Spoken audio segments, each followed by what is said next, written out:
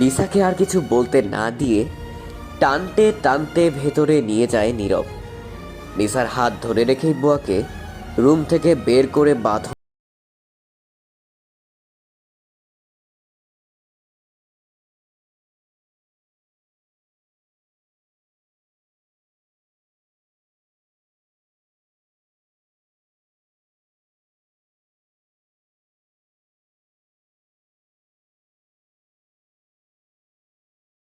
নিসার তো ভয়ে দম যায় যায় অবস্থা। ভুল করেছিস, শাস্তি তো পেতেই হবে। প্লিজ।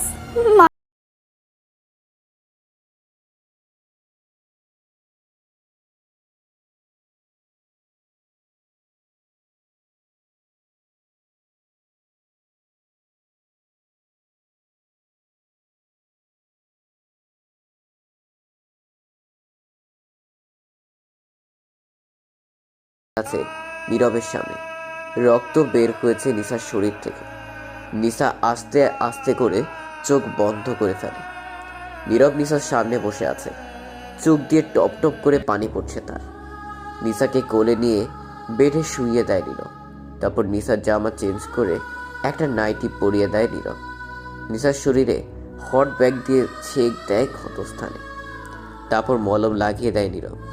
নিসা এখনো চোখ খুলেনি। নীরব একভাবেই নিসার পাশে বসে আছে। রাত 9টা। নিসা আস্তে আস্তে চোখ খুলে তাকিয়ে দেখে নীরব এক দৃষ্টিতে তার দিকে তাকিয়ে আছে। দুপুরের কথা মনে পড়তেই অন্য পাশে ঘুরে কেঁদে ওঠে নিসা। দেখো নিসা, কান্না বন্ধ করো। আর যদি ভাবো আমি তোমায় সরি বলবো তাহলে ভুল ভাবছো। অন্যায় করেছো, তাই শাস্তি পেয়েছো। নিসার কান্নার গতি আরো বেড়ে যায়। আপনি কি মানুষ? এভাবে মেরে এসব কথা বলছেন? আমি এমনই, আর একবারও কথার অবাধ্য হবার চেষ্টা করো না, তাহলে আরো খারাপ হবে। নিসা এবার রেগে যায়। এমনিতেই মারছে, তাও সব কথা। নিসা নীরবের দিকে ঘুরে শুয়ে থেকেই নীরবের কলার চেপে ধরে। কি করছো? ছাড়ো বলছি। আমার কলার ধরার সাহস কি করে হয় তোমার? ওই জানোয়ার, চুপ একদম। এমনিতেই এত বেড়েছিস, তার উপর এত ডিমান্ড কিসের? হ্যাঁ, একটা সরিও বললি না, আর এসব কথা। ছাড়ো বলছি। আর একবার তুই করে বললে খারাপ হয়ে যাবে। কি করবি? কি করবি? মেরে ফেলবি? মার তাহলে, আয়। এবার কিন্তু বেশি হয়ে যাচ্ছে। আর একবার তুই বললে তোমাকে যে কি করব। কি করবি? হ্যাঁ, কি করবি তুই? এত সাহস? সাহস। নীরব খেয়াল করলো নিসা এখনো তার কলার ছাড়েনি। আচ্ছা নিসা, তোমার তো অনেক সাহস, তাই না? আমার কলারটা আর একটু টান দিয়ে ধরো তো, দেখি কেমন সাহস। এটা কোনো ব্যাপার হলো? বলে নীরবের শার্টের কলারটা ধরে টান দিলাম। অমনি নীরব আমার মুখের কাছে পড়ে গেল। নিজের কাজে নিজেই ফেসে গেলে? মানে? নীরব একটু উঁচু হয়ে নিসার ঠোঁটে ঠোঁট ডুবিয়ে দেয়। নিসা তো চোখ বড় বড় করে ফেলে এমন কাজে। নীরব কিস করতে করতে নিসার জামার চেনে হাত চলে যায়। নিসা তো মাথা দিয়ে না করছে আর করছে। এখন নিজের উপর আর নিজেরই রাগ হচ্ছে। নীরব একটানে নিসার জামার চেনটা খুলে ফেলে। নিসার পেট থেকে কামিজটা সরিয়ে পেটে চুমু দিতে থাকে। নিসা কেঁপে ওঠে। নিসা যেন বরফ হয়ে যায়। কিছু বলার মতো শক্তি তার নেই, শুধু চোখ বন্ধ করে বিছানার চাদর খামচে ধরে আছে। নীরব নিসার পেটে চুমু খেয়ে নিসার বন্ধ চোখের দিকে তাকিয়ে একটা মুচকি হাসি দেয়। আবারও নিসাতে মগ্ন হয়ে যায় নিসা, এবং নীরব ভালোবাসায় ভরিয়ে দিতে থাকে নিসাকে। অন্যদিকে নিসার বাড়ির সবাই নিসাকে খুঁজছে। নীরবের বাসায়ও গেছে তারা, কিন্তু নীরবের আদেশে গার্ডরা ভেতরে ঢুকতে দেয়নি তাদের। আর পুলিশকে নীরব সব বলে রেখেছে, তাই কোনো সমস্যা হয়নি।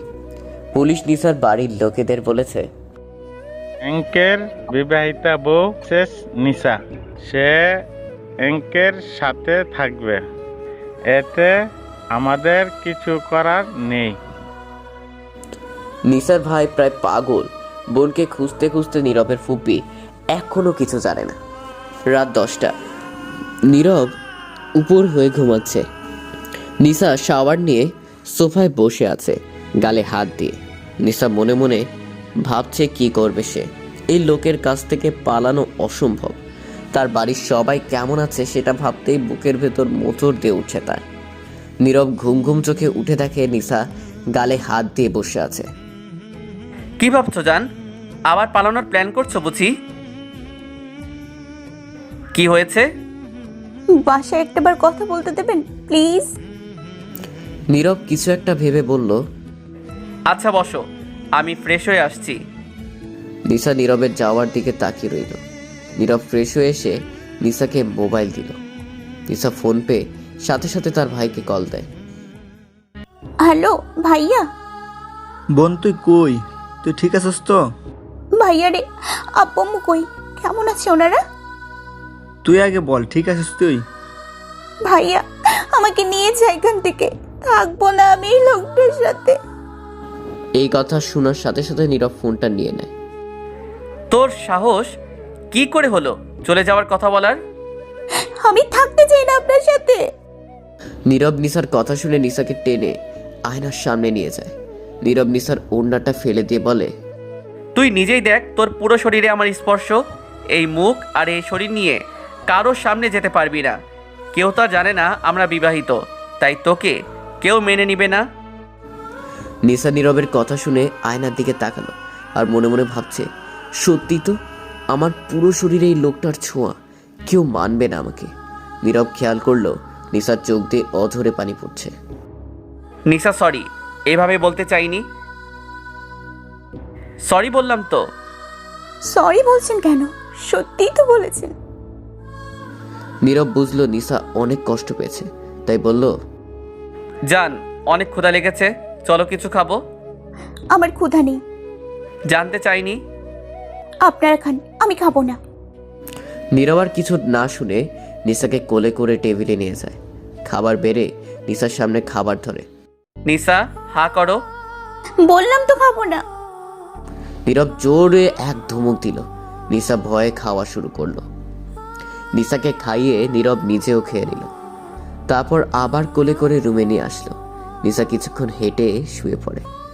নীরব অফিসের কাজ করতে বসে যায়। প্রায় 1 ঘন্টা পর নীরব খেয়াল করলো নিশা শীতে কাঁপছে আর বাচ্চাদের মতো শুয়ে আছে। নীরব সব গুছিয়ে রেখে নিশার কাছে দিয়ে শুয়ে পড়ে, নিশাকে বুকে নিয়ে। নিশা ঘুমের ঘোরে আর শীতে নীরবকে শক্ত করে জড়িয়ে ধরে। নীরব নিশার কপালে চুমু দিয়ে নিশার ঘুমন্ত মুখের দিকে তাকিয়ে থাকে আর বলতে থাকে, একবার ভালোবেসে দেখো, পৃথিবীর সব সুখ এনে দেব তোমায়। নীরব সারা রাত নিশাকে দেখে কাটিয়ে দেয়। সকাল 8টা বাজে। নিশা এখনো ঘুম থেকে ওঠেনি। নীরব ফ্রেশ হয়ে এসে নিশাকে ডাকছে। আর একটু ঘুমাই প্লিজ। দাঁড়াও, তোমার ঘুম বের করছি।